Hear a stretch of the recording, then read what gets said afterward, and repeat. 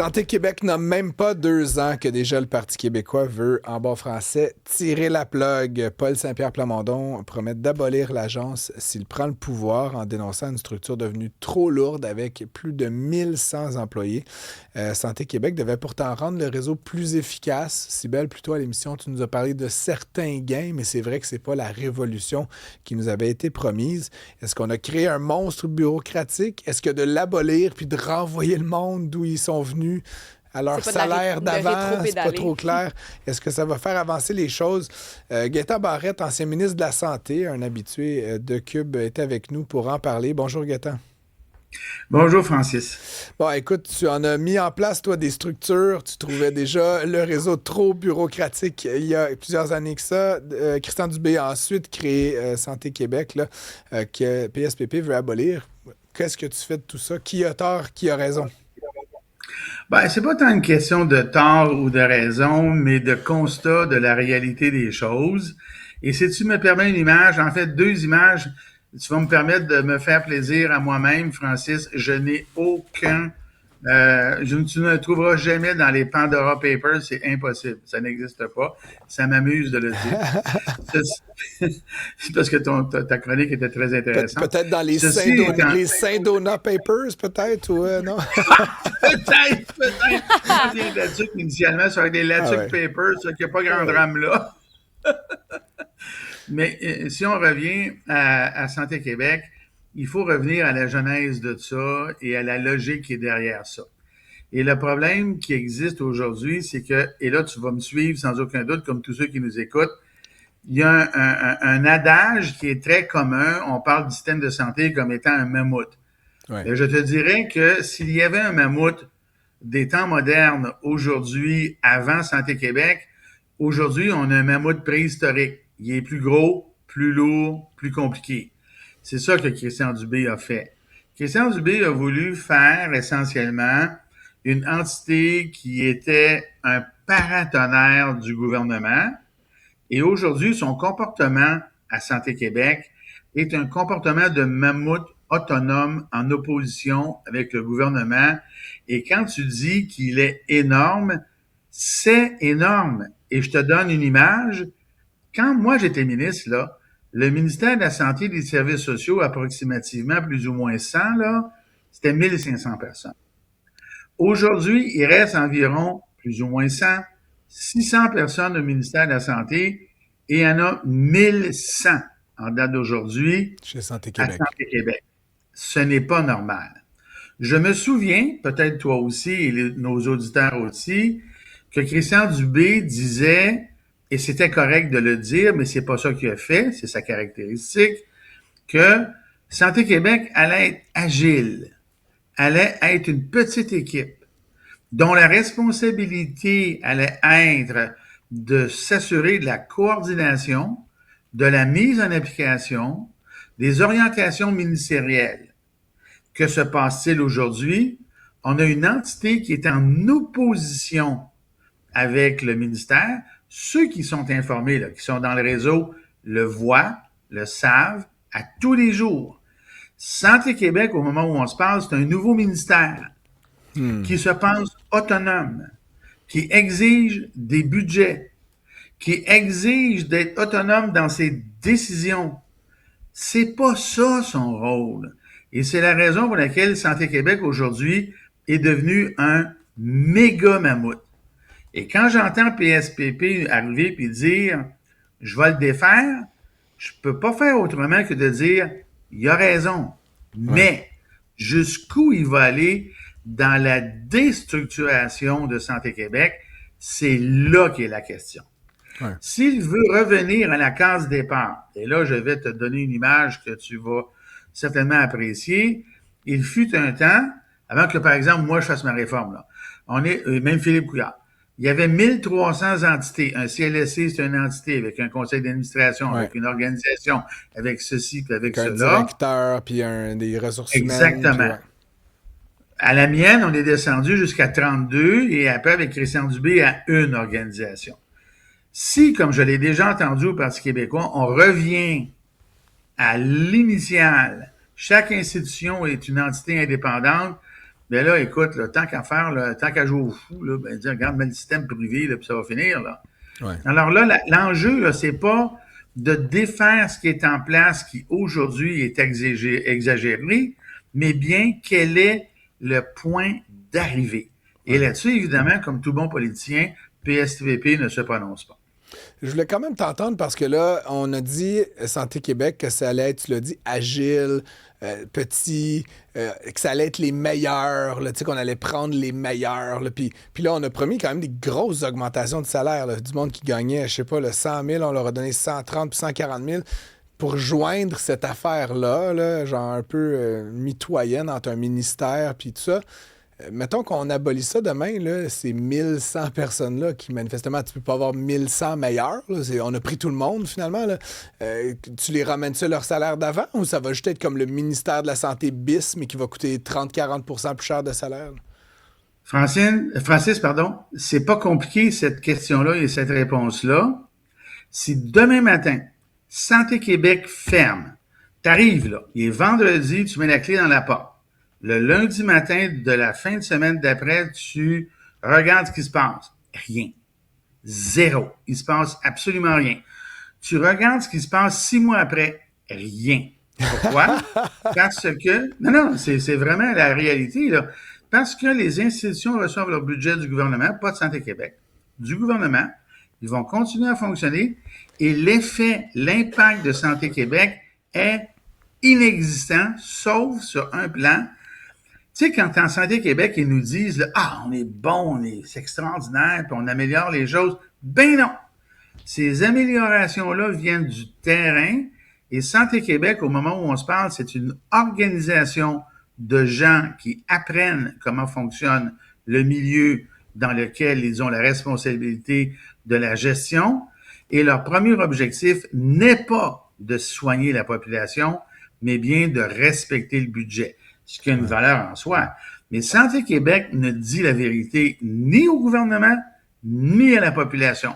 Ce sont des gens qui apprennent leurs fonctions, qui prennent des décisions budgétaires, ce qui est un mérite en soi, mais ce n'est pas un vecteur de développement, amélioration, livraison adéquate au meilleur coût du système de santé. Je le répète, demain matin, le vendredi qui s'en vient dans 2 jours, tu fermes Santé Québec, tu reviens les revoir à Noël, il n'y a rien qui a changé.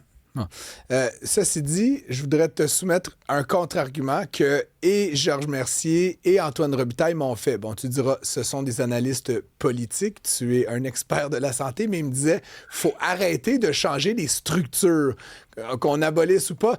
À chaque nouveau gouvernement, on détruit, on refait, on construit, on déconstruit, on abolit. Est-ce que vraiment on a perdu Dr Barrette? Je continue dans ma pensée quand même. Est-ce que ça va vraiment changer quelque chose d'abolir cette structure-là, de renvoyer les gens dans le ministère, de recréer une nouvelle formule, une nouvelle hiérarchie, des nouveaux rapports entre les individus? Ce que disait Georges Mercier notamment plus tôt, c'est finalement, les gens ne savent pas où ils vont travailler dans 3 semaines, dans 3 mois, donc ça devient leur préoccupation la plus grande. Beaucoup plus que de soigner des gens ou d'optimiser des systèmes, ils vont veiller à leur propre job ou à leur propre environnement de travail, et donc ça les défocus. On pourrait dire si à chaque fois, Cybèle, je te disais la semaine prochaine, tu vas peut-être avoir un job ou pas, tu vas peut-être être avec tel ou tel animateur, là, dans notre cas, bien évidemment, c'est anxiogène, puis tu finis par passer du temps et de l'énergie à te concentrer là-dessus plutôt que sur d'autres aspects. Ça peut créer des problématiques. Puis c'est comme une maladie, là, je sais pas, je pensais à Antoine qui disait ça, là, la structurite là, ou la hiérarchie. C'est Charles Milliard qui a dit ça, que c'est c'était une structurite organisationnelle. Que tout le monde veut juste changer la structure, mais finalement, plutôt que de se concentrer sur les soins auprès des patients. Bref, je ne sais pas si c'est la maladie là, parmi le personnel politique. Je posais la question, là, mais est-ce que vraiment de changer la structure pour une énième fois, ça va rendre service aux patients? La réponse, c'est non. Et comme je te disais tout à l'heure, ça dépend du point d'arrivée. C'est le point d'arrivée qui compte parce que là, on est dans... Chaque ministre de la Santé qui arrive avec une optique qui est informée ou non, veut faire la bonne affaire, mais s'il n'a pas la bonne optique à la case départ, arrive avec une catastrophe. Je vais te donner un exemple très simple. Jean Rochon, ça fait 30 ans de ça, quand il est arrivé avec le virage ambulatoire, il avait la bonne approche. Malheureusement, il est arrivé dans une période de retour à l'équilibre budgétaire. Il n'a pas réussi à faire ce qu'il voulait en 4 ans. Ça s'est fait en 20 ans. Il avait la bonne approche. Aujourd'hui, avec Santé Québec, ce n'est pas la bonne approche. Christian Dubé l'avait dit, ça devait être une petite équipe. J'étais d'accord avec ça. Je suis enregistré là-dessus.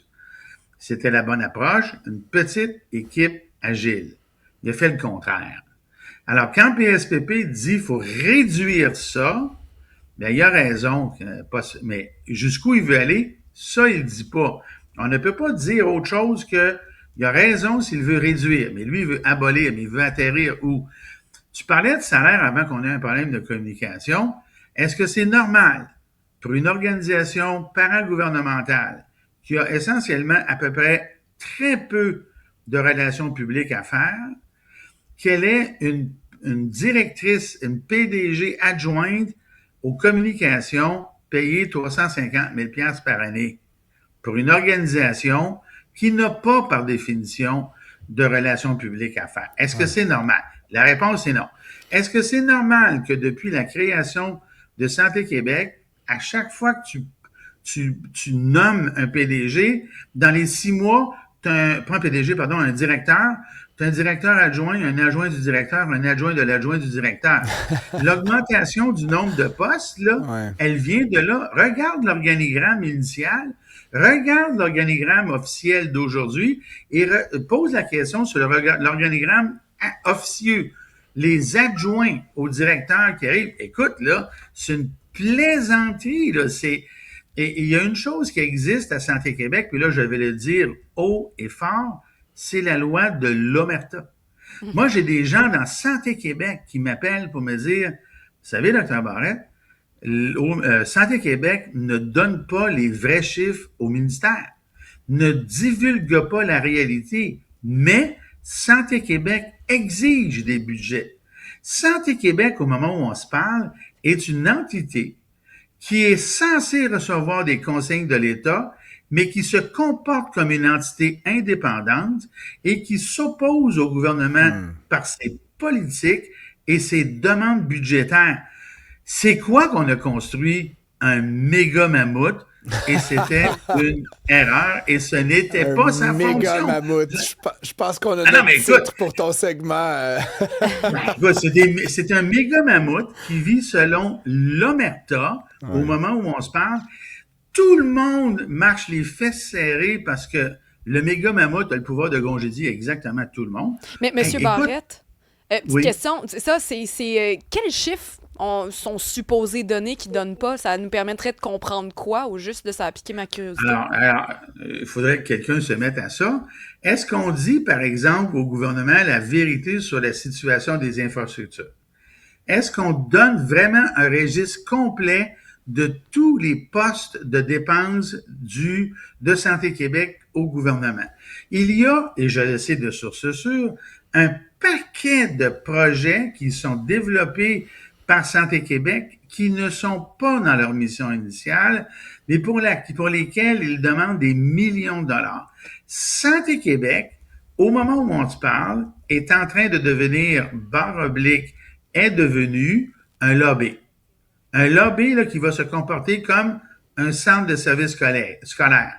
Ils vont dire au gouvernement, puis ils commencent à faire, on ne peut pas faire une affaire, on n'a pas les budgets pour. Mais ils vont certainement pas dire au gouvernement, mais voici la planification devrait se faire de telle ou telle manière. On a créé une entité autonome qui ne dit pas tout, mais qui se présente toujours devant la population comme la vertu. Est-ce normal que quand on a un budget de près de 60 milliards de dollars, que la seule chose qui sort des relations publiques de Santé Québec, c'est on a réussi à faire 500 chirurgies de plus d'1 an de moins. C'est normal, ça? La réponse, c'est non. Est-ce que c'est normal aujourd'hui? Pardon? C'est un peu décourageant, Gaétan, effectivement. Mais c'est parce que vivre la situation de l'intérieur, C'est pas la même chose. Moi, j'ai un plaisir. Il n'y a personne à Santé Québec qui a un pouvoir sur moi de congédiement.